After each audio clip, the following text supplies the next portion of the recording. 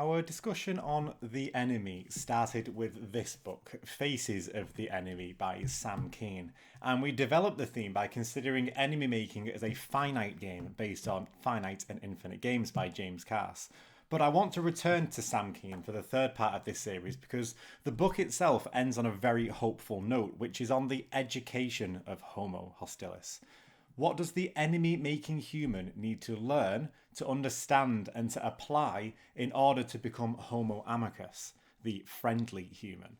So in this lesson, I want to briefly go over some points directly from this book itself, as well as some others, to act as prompts for self-reflection and to help cultivate some meaningful change. And by the end of this, you'll have a complete stack of books to dive into as well as some practical insights just to start acting on if you wish to do so. And this is ultimately about how you can show more compassion for yourself rather than focusing on the other person. In other words, how can you make your own life easier and more fulfilling so that you don't have to waste energy defending barriers and boundaries that aren't serving you anymore? So I've pre-prepared a list here, so I'm going to go through them at a fairly fast pace without much explanation so that you can pick up some ideas that intuitively stand out and take them further at your own pace. So starting with Faces of the Enemy. Number 1. Homo Amicus should study the history of warfare as well as the history of peace. In particular here, it's studying the different types of conflict on the personal and the collective level, what the warrior-focused psyche creates and sustains, and how this shapes our societies and our day-to-day life. And in terms of peace, studying the conditions in which peace breaks out on a collective level, and then seeing how those principles apply on a personal level as well. Point number 2. Homo Amicus should study metanoia and communication. So metanoia is a bit of a fancy word, but it refers to how we change our minds. And it can include specifically the idea of a change of heart, if we wanted to have a bit more of an emotional flavour to it. Or it could be a spiritual conversion, if you wanted a bit more of a spiritual texture instead. But either way, it concerns how we view ourselves, others, the way we relate to them, and how we communicate all of this as well. And this might sound obvious, but think of a point or a conclusion that you are absolutely convinced on. What would it take to change your mind? That's not to say that you should or shouldn't change your mind, but what would it take to change your mind? Studying communication can help us to be more assertive in this healthy way and make it clear to ourselves and others what our needs are and how they can be met as well. Number 3. Homo Amicus should consider the new myths, meanings, and rituals of compassion. So if we are to move away from the enemy-making capacity, what are we moving towards instead? So what is the healthy alternative to this constantly prepared warrior mindset? Who should our new mentors and role models be if we are to change this way of being? And it's useful here to consider this idea of the hero in general. So for Homo Hostilis, the hero is the successful warrior on the battlefield, no matter what the fight is or what it's for or how it's fought. And the values that the warrior has to embody on the battlefield are very different to the ones outside the arena of battle. So we need to consider who the new heroes would actually be. What would they embody? And how would that go on to shape our lifestyles if they revolved around this new ideal? That's where the myths and the meanings and the rituals would begin to look a little bit different. So I'll do 2 more from this book before moving on. Number 4, Homo Amicus should plan for creative excess and Dionysian festivals.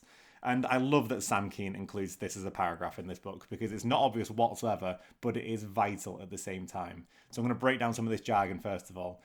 Humans can't live by routine forever, or life becomes just too stagnant. So what are the new rituals that we need to rely on to break out of the boredom of everyday life? So classically, you'd refer to order and routine as Apollonian, and the more chaotic and free-flowing as Dionysian, and we need to balance both. What should the socially responsible ways of dealing with these more chaotic impulses be? Again, the purpose here isn't to give direct answers, but to reveal the important questions that need to be considered if we are to move towards this new way of being. And it's not like one is good and one is bad, it's understanding both of them.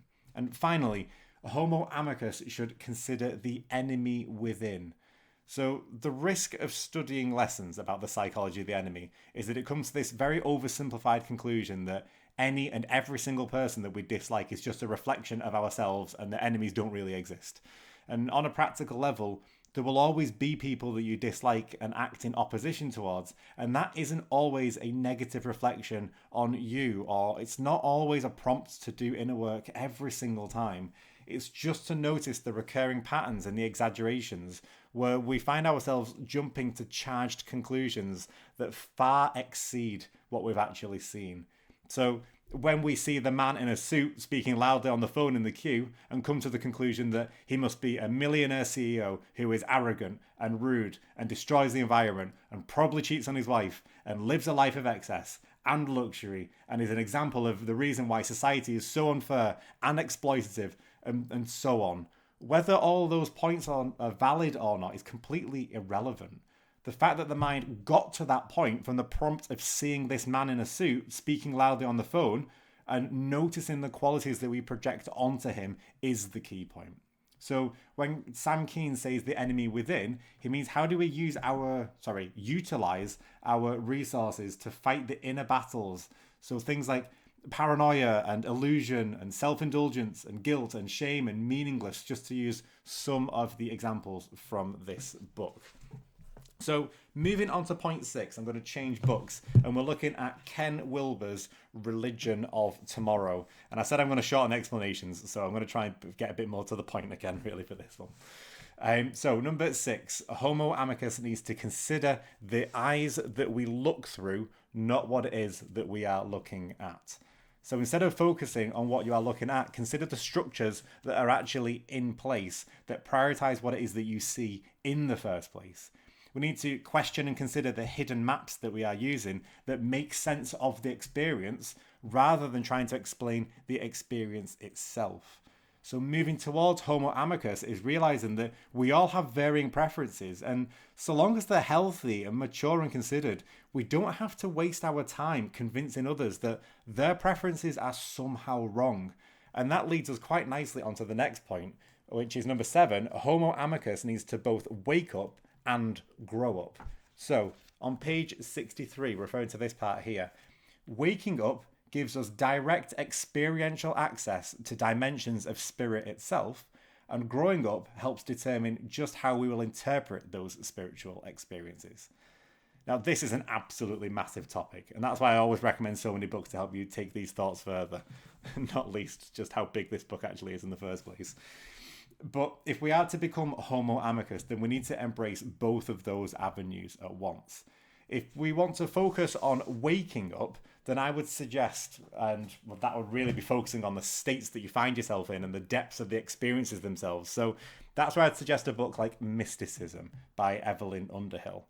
But if you want to focus more on growing up and to focus on the structures and how your identity forms and reveal those hidden maps in the first place, then I'd suggest something like Toward a Psychology of Being by Abraham Maslow, which is point 8 in itself.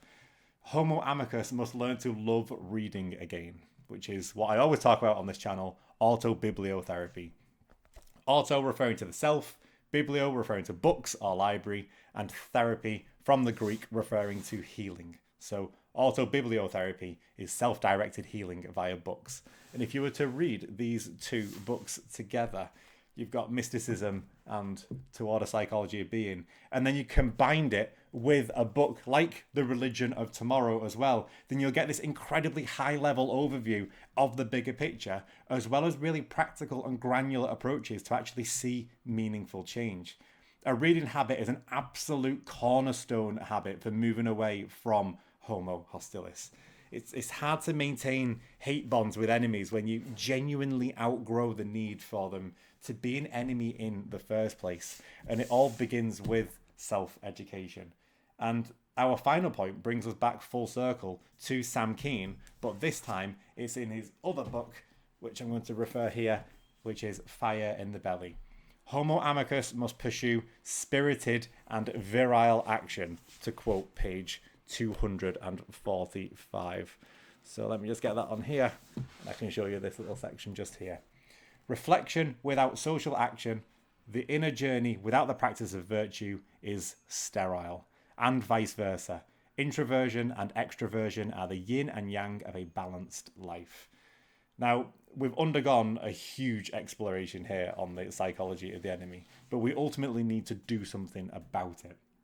We need to understand what type of person we need to be and then consider what it is that that version of ourselves is doing.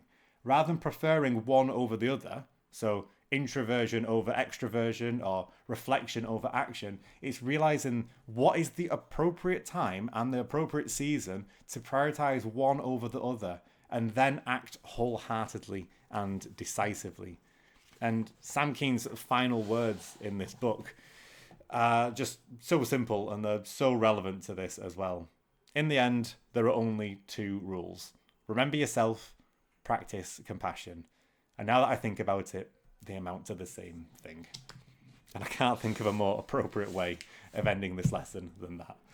So there's 6 books to get you started on this journey if we also include finite and infinite games from the previous lesson. So just to be super, super clear on all this, we had Faces of the Enemy, we had finite and infinite games, we had the Religion of Tomorrow, we had mysticism, screen's getting a bit full, we had mysticism, we had Toward a Psychology of Being, and then we finished it all there with Fire in the Belly. This will give you an unbelievably comprehensive guide to this entire process, but even just 1 or 2 of these would be enormously beneficial. So, with all that in mind, go on your journey and explore and be kind to yourself. Stop to reflect when it's appropriate to do so, but always make sure that you're making meaningful progress towards a fulfilling future. Exactly what Sam says. Remember yourself, practice compassion, and be prepared to start this journey all over again once you've completed this stage. All of these books will be your friends and your guides on this journey, and if and when you need me, you know where to find me. I'm going to be on here at Mr. Clark's classroom. So, with that in mind, best of luck on your journey, fellow aspiring Homo Amicus.